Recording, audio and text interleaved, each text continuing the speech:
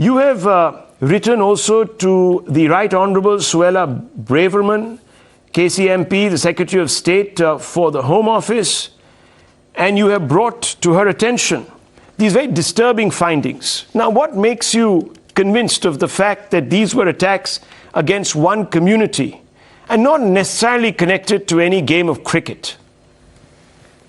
Well, namaskar to you, and a pleasure to join you live. You're quite right. I've raised the fundamental issues yesterday in we have questions on business to be transacted in the House, and I asked for a debate or a statement from the Home Secretary about what had gone on in Leicester and in Birmingham, in Smethwick, the previous night.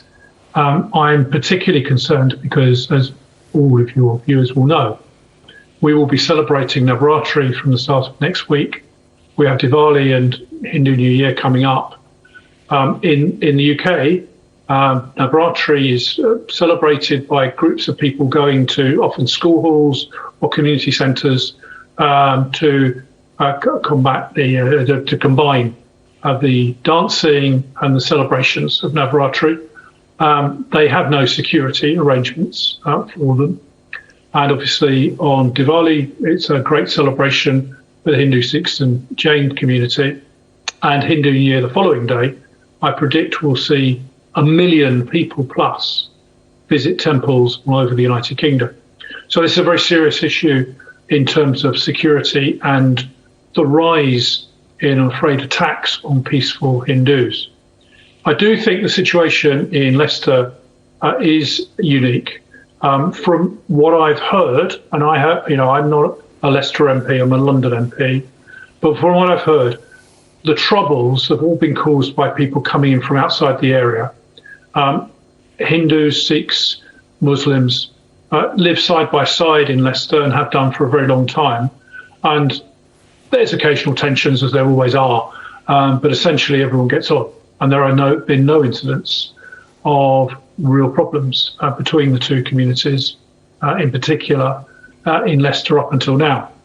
But there were attacks. Obviously, one of the things that we've had is the very sad death of Queen Elizabeth II. So we've been in a period of national mourning, and we've tended to avoid speaking out about these subjects.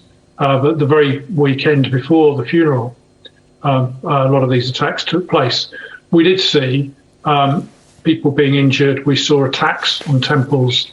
We saw flags being burnt, and an attempt in Smethwick just the other night of a mob trying to storm the temple and really root out the people that were there for their normal celebrations.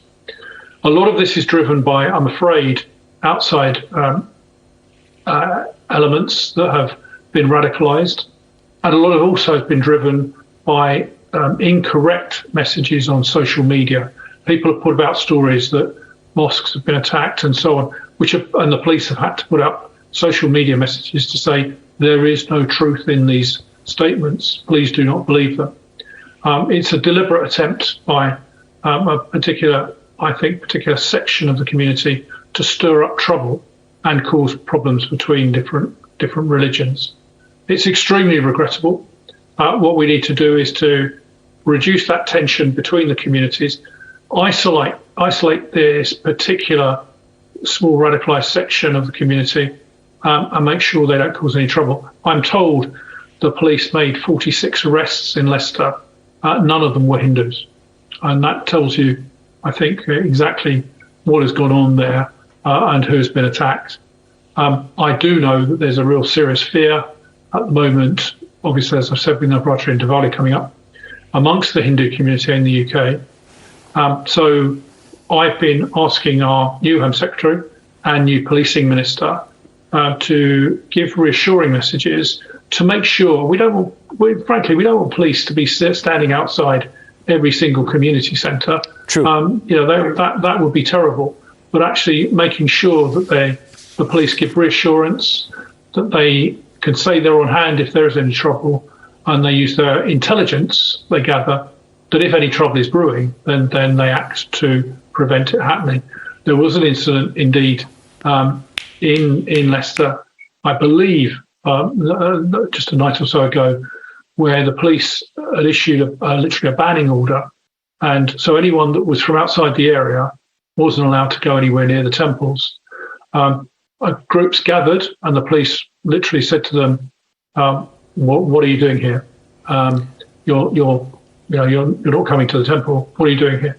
Justify why you're here, and making them disperse. The same thing, I think, has happened in Nottingham. So across the country, action is being taken.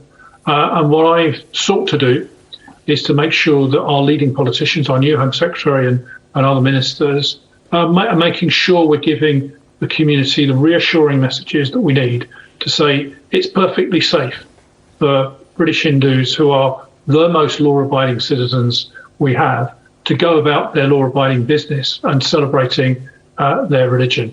And I look forward to joining many groups over the next week or so for Navratri, and indeed, of course, Diwali, and for the celebration of Hindu New Year. It's something I've done for 30 odd years, and I will continue to do so.